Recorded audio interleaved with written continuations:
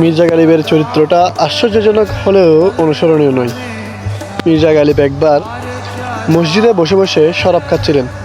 তখন মুসল্লিরা তাকে বললেন, এখানে না খেয়ে বাইরে গিয়ে খান। মির্জা গালিব সাথে সাথে শায়েরের ভাষায় উত্তর দিলেন যে, शराब मुझे पीने दे मस्जिद में बैठकर और वो जगह भी बता दे जहाँ खुदा मौजूद नहीं। এই শায়েরটার উত্তর অনেক বছর পরে আল্লামা ইকবাল রহমতুল্লাহ এভাবে দিচ্ছেন যে, তখন মির্জা গালিব আর বেঁচে নেই। ও গালিব, मस्जिद खुदा की घर है, पीने का कोई जगह नहीं।